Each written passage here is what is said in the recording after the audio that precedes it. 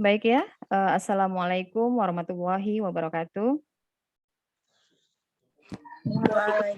Assalamualaikum warahmatullahi wabarakatuh. Iya, alhamdulillah hari ini kita bertemu lagi dalam keadaan sehat walafiat, tidak kurang suatu apapun seperti biasa, di mana di tengah masa pandemi ya, COVID-19 ini, kita diwajibkan atau maksudnya masih disarankan untuk melakukan perkuliahan secara daring ya atau online. Jadi, mudah-mudahan Anda tetap semangat, dan juga bisa mengikuti perkuliahan ini. Sebelumnya Ibu akan share dulu dari materi. Oh ya, untuk suaranya Ibu bisa terdengar ya? Bisa Ibu, Bisa, Ibu. terdengar jelas. Ya, terima kasih. Nanti kalau misalnya tidak terdengar tolong apa namanya, diinfokan.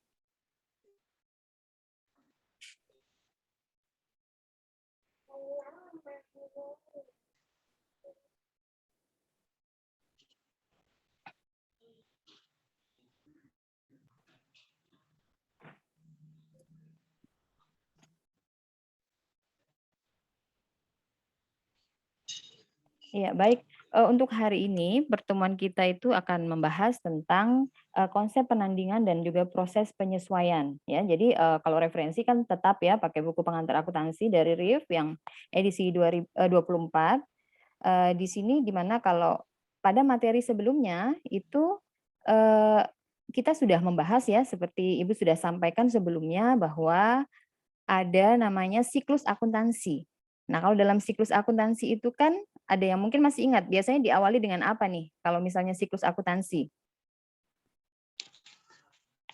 Kalau kita melakukan sebuah transaksi biasanya apa? Ada apanya?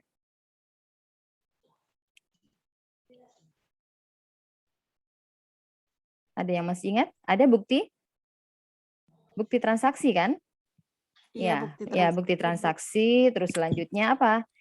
Dimasukkan ke dalam jurnal umum, materi sebelumnya itu, terus juga setelah jurnal umum berarti ada namanya apa? Posting ke dalam buku besar dan juga Anda siap untuk menyusun namanya neraca saldo ya atau daftar saldo. Nah, di sini materi selanjutnya itu adalah konsep penandingan dan proses penyesuaian yang di mana dasarnya adalah dari neraca saldo. Nah, terus selanjutnya, akan kita lihat apa sih ini kok ya, Ibu apa dulu untuk ininya, ya. Tujuan dari materi ini apa ya, tujuannya adalah untuk menjelaskan hubungan dari konsep penandingan dengan akuntansi dasar akrual ya. Terus selanjutnya, eee menjelaskan mengapa penyesuaian itu perlu dilakukan dan apa saja karakteristiknya dari ayat jurnal penyesuaian itu. Yang ketiga, untuk membuat ayat jurnal penyesuaian yang pastinya setelah kita lakukan penyesuaian, dan yang keempat itu adalah mengikhtisarkan proses penyesuaian dan menyiapkan neraca saldo setelah disesuaikan. Jadi kalau misalnya tadi itu eh, neraca saldo yang kita susun dari posting buku besar, itu sebagai dasar untuk menyusun penyesuaian dan setelah itu akan disusun kembali menjadi daftar saldo atau neraca saldo yang setelah disesuaikan. Nah, selanjutnya tujuannya ini untuk memberikan pemahaman yang lebih luas adalah untuk menggunakan analisis vertikal untuk membandingkan pos-pos laporan keuangan antara satu dengan yang lain, misalnya dibandingkan dengan rata-rata industri. Nah, terus selanjutnya tunggu ini ada yang masuk lagi, Ibu add semuanya. Nah, dalam konsep penyesuaian itu ada namanya konsep penandingan. Apa ya konsep penandingan itu? Ya, jadi kalau misalnya dalam akuntansi itu ya, ketika kita akan menyusun laporan keuangan dan di situ harus diperlihatkan pendapatan dan beban untuk membandingkannya itu pada periode waktu yang sama, itulah yang disebut dengan konsep penandingan atau matching konsep. Nah, penting kenapa? Karena pada saat satu periode itulah akan kita perhatikan dalam penyesuaian tentunya nanti berapa sih sebenarnya yang betul-betul menjadi pendapatan sebuah perusahaan dan juga berapa sih beban yang sebenarnya harus menjadi beban dari perusahaan tersebut, gitu. Nah, pelaporan pendapatan dan beban. Nah, di sini dalam akuntansi itu kita mengenal konsep itu ada 2 metode. Yang pertama adalah metode akuntansi dasar kas dan yang kedua adalah akrual. Kalau yang pada apa namanya? Berdasarkan kas, untuk setiap konsep periode akuntansi, itu pendapatan dan beban dilaporkan dalam laporan laba rugi di mana periode kas tersebut diterima atau dibayar. Jadi pada saat betul-betul uang cash atau tunai itu diterima ataupun kita bayarkan. Nah, selanjutnya yang biasanya dilakukan atau dipakai dalam pencatatan perusahaan-perusahaan dan memang disarankan juga, ini adalah dasar akrual. Dasar akrual ini adalah untuk konsep periode akuntansi, di mana pendapatan dan beban itu dilaporkan dalam satu periode yang tadi dengan menggunakan konsep penandingan atau matching konsep. Nah, secara ringkas tadi sudah Ibu sampaikan bahwa dasar akrual itu untuk pendapatan dilaporkan ketika dihasilkan, beban dilaporkan ketika terjadi, benar-benar menandingkan pendapatan dengan beban dalam tujuannya untuk menentukan laba bersih. Terus selanjutnya adalah diperlukan ayat jurnal penyesuaian pada akhir periode. Nah, jadi penyesuaian ini selalu dilakukan pada saat akhir periode ya, jadi berbeda. Dan akhir periode itu kapan? Bisa jadi satu perusahaan dengan yang lainnya berbeda, meskipun umumnya itu adalah 31 Desember. Jadi setiap tutup buku itu makanya kalau kita sering lihat ya, pada saat akhir tahun itu banyak sekali perusahaan yang dia mengkhususkan untuk fokus menjelang 31 Desember untuk menyusun laporan keuangannya. Ya, karena akan melihat dan menyesuaikan berapa sih sebenarnya pendapatan ataupun beban yang akan sebenarnya mereka akan laporkan. Gitu. Nah, ini misalnya, kita bisa lihat dari neraca saldo nih, seperti yang sudah kalian susun kemarin ya, Anda susun, itu misalnya ada neraca saldo yang sudah dibentuk atau disusun berdasarkan buku besar, ya, itu ada kas piutang, Anda bisa lihat di slide itu, terus juga yang lainnya, ada akun-akun, kas piutang, modal, beban, dan seterusnya. Terus, untuk kas sampai dengan peralatan itu biasa kita sebut apa? Aset ya atau aktiva. Terus selanjutnya ada kewajiban, bisa utang atau misalnya sewa diterima di muka. Terus juga ekuitas ya, ini adalah biasanya adalah pemilik ya, modal pemilik, terus juga terkait dengan penarikan atau prive. Terus juga pendapatan dan juga beban-beban. Nah, ini adalah akun-akun secara garis besar yang memang dia terklasifikasi dalam akuntansi ya. Nah, ini pembagiannya. Dan biasanya dalam bagaimana cara kita menyusun atau menentukan nomor akun ketika akan melakukan posting ke dalam buku besar, itu memang sudah ada pembagiannya.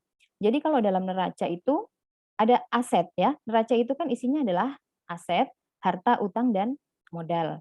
Di sini harta, aktiva, utang, kewajiban, dan juga ekuitas atau modal. Aset itu diawali dengan angka 1 ya. Jadi misalnya nanti ada 11 atau 11, 12 dan tapi awalnya harus 1 karena ini memang sudah pengkodeannya menunjukkan kode aset dalam sebuah perusahaan. Di antara satu perusahaan dengan yang lain itu berbeda karena bisa jadi perusahaan yang kecil dia akunnya hanya sedikit. Tapi kalau perusahaannya sudah besar apalagi sudah go public itu pasti sudah ratusan atau mungkin ribuan ya. Jadi ya tapi tetap diawali dengan angka 1. Yang kedua adalah kewajiban. Ini adalah sesuatu yang harus dibayarkan dari pihak perusahaan kepada pihak yang lain.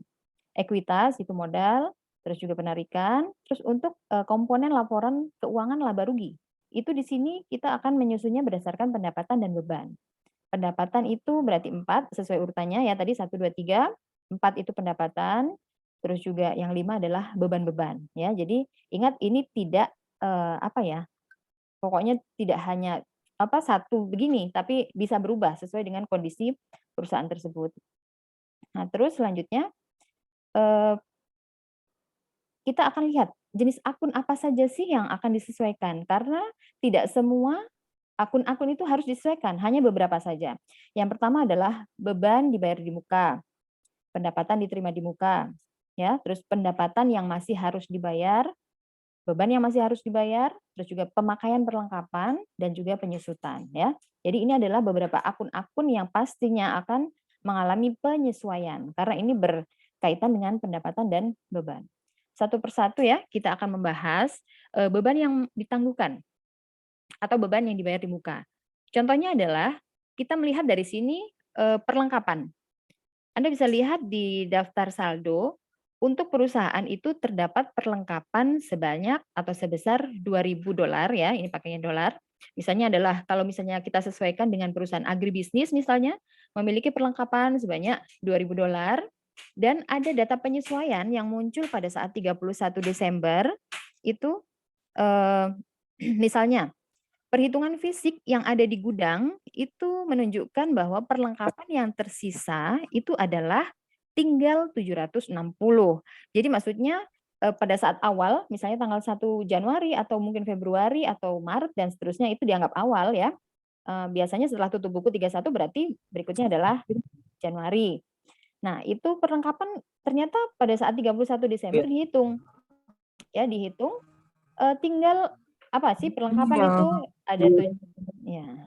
Coba yang lain di mute dulu ya, tolong ya. Yang lainnya. Itu kayaknya. Gak mute kan ya?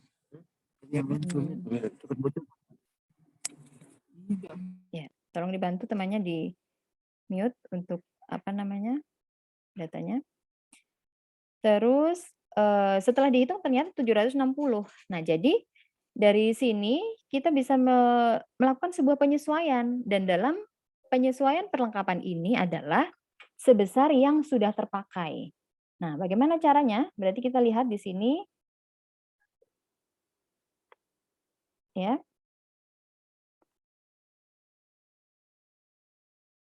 Ketika neraca saldonya itu adalah $2.000 pada awal periode dan pada saat 31 Desember itu tinggal di gudang 760, berarti berapa sih yang sudah terpakai kan gitu ya. Sudah terpakai berarti kita kurangi, 2.000 dikurangi dengan 760, berarti yang sudah digunakan atau sudah dipakai itu adalah 1.240. Nah, setelah itu kita akan membuat jurnal penyesuaiannya. Karena tadi tujuan dari materi ini adalah selain Anda bisa menentukan akun apa saja, menghitung dan juga membuat jurnal penyesuaian. Di sini berarti beban perlengkapan ya, beban perlengkapan itu sebesar 1.240 sesuai dengan perhitungan. Beban perlengkapan bertambah. Kalau beban bertambah itu kan di debit ya. Terus selanjutnya adalah perlengkapan. Nah, perlengkapan ini ada di kredit karena perlengkapannya berkurang. Karena pemakaian yang tadinya ada 2.000 tinggal 240, berarti perlengkapannya berkurang. Begitu ya, bisa dipahami. Dari sini dulu mungkin ada pertanyaan? Mungkin tadi kayak Safira ada mau tanya. Silakan. Ya, saya Ibu. Ya, namanya ya sama NPM-nya di ini biar dicatat. Ya, perkenalkan nama saya Safira Apriliani MKH.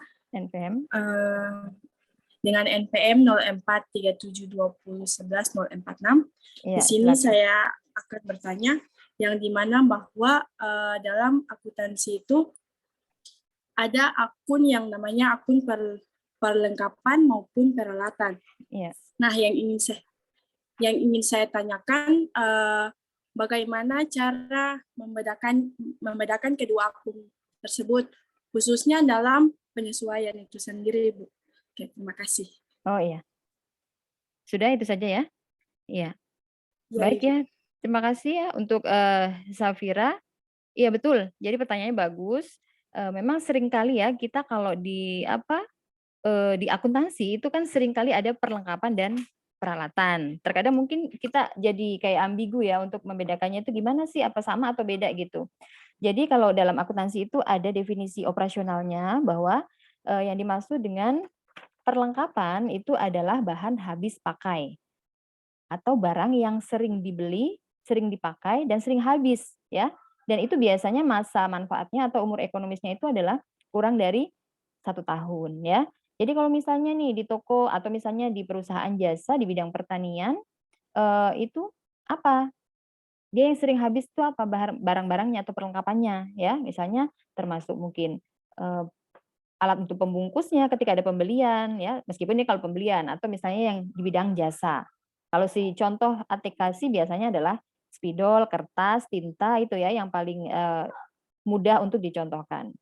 Ya, sementara kalau untuk penyesuaiannya bagaimana? Oh, tunggu dulu. Perlengkapan ya. Itu tadi perlengkapan. Terus peralatan.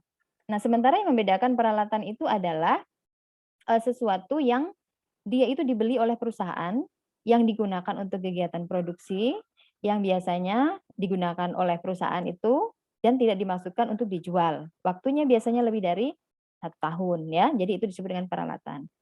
Perbedaannya apa? Ya, nanti sebenarnya peralatan itu ada ya materinya, tapi secara sekilas kalau perlengkapan itu nanti dicatat sebesar berapa sih pemakaiannya yang sudah terpakai sesuai akhir periodenya.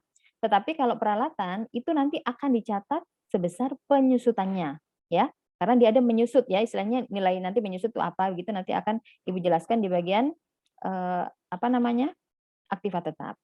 Begitu ya, bisa dipahami, Safira? Iya. Ya, bisa. Ibu. Ya, baik, terima kasih. Untuk selanjutnya kita lanjutkan dulu materinya.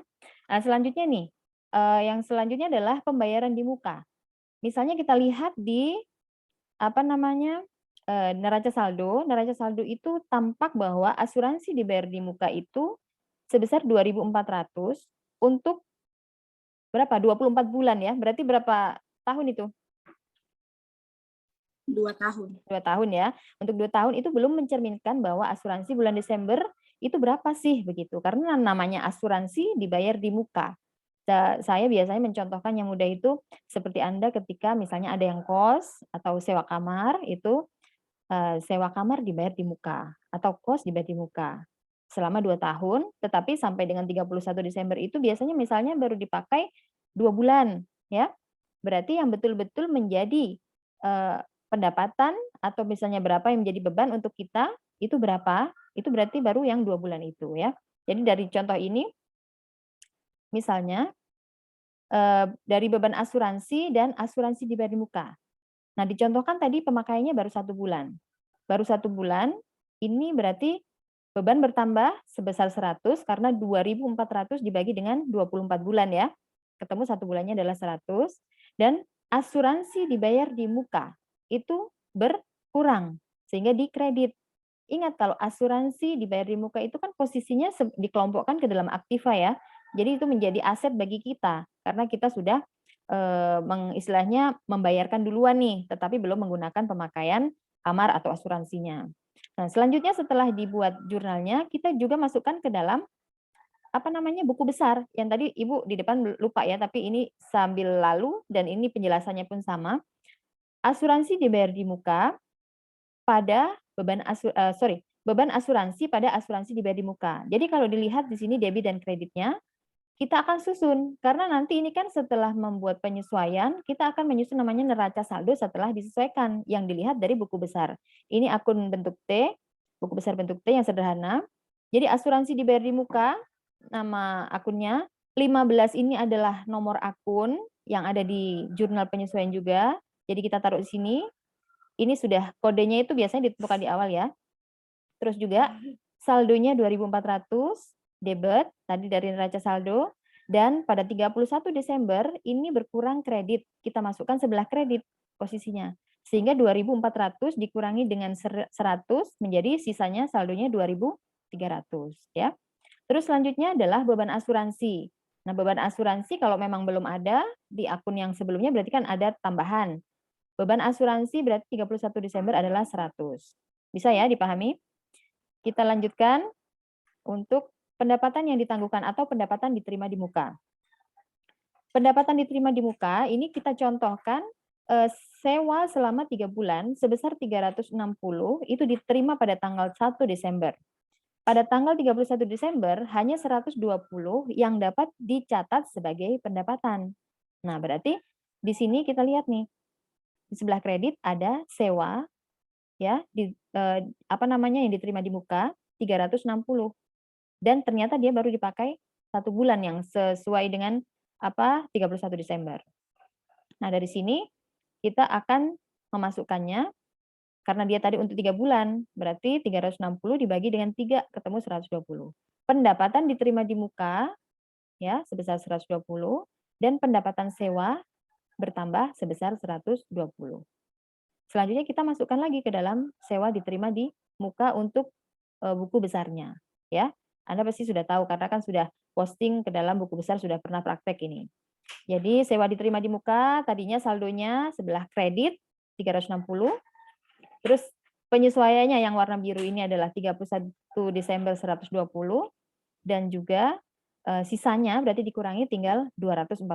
Nah, ini nantinya yang akan menjadi nilai saldo yang di neraca saldo setelah penyesuaian, ya. Dan juga untuk pendapatan sewa. Berarti pendapatan sewa jangan lupa nomor akunnya sama dengan yang di sini. Pendapatan sewa Desember 31 120. Selanjutnya adalah beban akrual. Oke, sedikit lagi 10 menit. Beban akrual ya, kita percepat saja. Untuk ini adalah pada akhir Desember ada beban upah yang belum dibayar. Biasanya ini adalah beban gaji ya, beban gaji pada utang gaji atau beban upah pada utang upah. Dan sama caranya pendapatan akrual ini contohnya pendapatan jasa ya, misalnya menyediakan jasa sebesar $500 selama bulan Desember tapi belum dibayar oleh pelanggan ya. Jadi di situ itu menjadi piutang untuk perusahaan, piutang usaha, pendapatan jasa. Aset tetap ya. Aset tetap ini misalnya tanah. Banyak ya contoh untuk aset tetap. Jadi di sini nanti akan ada penyusutan yang akan disesuaikan. Tanah ini memiliki masa manfaat yang tidak terbatas, oleh karena itu tanah itu tidak disusutkan ya. Jadi tanah tidak disusutkan. Dari sini dulu ada yang mau ditanyakan? Silakan Ikram kalau mau bertanya. Jadi seperti yang angkat tangan atau? Ya, baik. Assalamualaikum warahmatullahi wabarakatuh. Waalaikumsalam warahmatullahi. Nama saya Ikram Haji Arifin, NPM 0437191135. Ya. Nah, mungkin pertanyaan saya di sini tentang penyusutan dan aktiva tetap, Ibu. Iya. Nah, di sini apakah mungkin aktiva tetap itu berupa tanah itu nantinya harganya akan menurun atau gimana, Ibu? Sekian, terima kasih. Iya, bagus ya pertanyaannya ya. Ikram, terima kasih. Jadi kalau tanah itu kan kita selalu tahu bahwa setiap aktiva tetap itu biasanya akan semakin menurun ya nilai manfaatnya begitu. Sementara kalau tanah ini dia dan kalau yang barang lain itu memiliki batas umur. Jadi nanti kalau ada bangunan, ada mesin, ada mobil, kendaraan dan seterusnya ada umur ekonomisnya. Nah, kalau seandainya yang untuk tanah itu tidak ada batasnya dan biasanya dia selalu naik harganya, tidak mengalami penyusutan begitu. Nah, tetapi dalam kondisi-kondisi tertentu anomali ya, misalnya kita punya tanah tiba-tiba di situ pernah terjadi tanah longsor atau gempa atau misalnya kalau Anda ingat pada saat di Palu kalau nggak salah ya gempa ya, itu pernah terjadi tanah yang dia mencair langsung dia gempa semuanya masuk ya, itu ingat ya. Nah itu bisa jadi tanah di sekitar situ mungkin orang menjadi takut untuk membeli kan begitu ya. Nah itu menjadikan harga tanah di situ mungkin bisa jadi menjadi lebih murah pada saat dijual karena tadi ketika masyarakat tidak mau atau misalnya ada karena kondisi-kondisi tertentu yang membuat orang tidak mau. Tapi secara normal atau asumsi normal tanah itu harganya naik terus ya, nggak mungkin turun ya, Ikram ya. Jadi tapi kalau ada sebuah kejadian yang berbeda, anomali namanya, itu yang membuat harganya turun. Nah terus selanjutnya gimana Ikram bisa dipahami ya? Bisa, Ibu, terima kasih, Bu. Iya, oke. Untuk selanjutnya kita percepat karena waktunya sudah mau habis. Tadi bangunan ini akan mengalami penyusutan dan juga untuk penyesuaiannya ini semua aktiva tetap itu kecuali tanah itu akunnya adalah beban penyusutan peralatan kantor pada akumulasi penyusutan tergantung nanti akunnya apa ya di situ. Terus ini tadi setelah disesuaikan dari neraca saldo. Nah itu tadi adalah sedikit materi ya penjelasan. Kalau misalnya Ibu sudah berikan penjelasan, tidak latihan itu tidak mungkin ya. Jadi nanti silakan Anda buka di halaman kalau tidak salah itu 125 ya, dikerjakan. Tugasnya dikirimkan ke virtual class ya. Ke virtual class jangan sampai tidak mengirimkan tugas karena dari nilai akhir itu kan semua adalah gabungan ya dari tugas, kehadiran dan juga partisipasi dan seterusnya. Oke, demikian waktunya sudah habis. Ibu cukupkan sampai di sini. Terima kasih. Tetap jaga kesehatan untuk kalian semua dan juga keselamatan di tengah pandemi COVID ini. Sayangi orang tua Anda dan juga keluarga, ya. Karena Anda ada di sini itu dalam keadaan sehat, tidak kurang suatu apapun, itu pasti adalah karena doa dan cinta dari orang tua yang selalu dikirimkan kepada Anda, ya. Oke, terima kasih. Jangan lupa untuk materi selanjutnya itu Anda pelajari tentang worksheet ya. Karena kita berikutnya itu akan menyusun kertas kerja 10 kolom ya. Terima kasih, saya akhiri. Wassalamualaikum warahmatullahi wabarakatuh. Waalaikumsalam warahmatullahi Waalaikumsalam wabarakatuh. warahmatullahi wabarakatuh. Terima kasih Bu. Ya. Terima kasih Bu.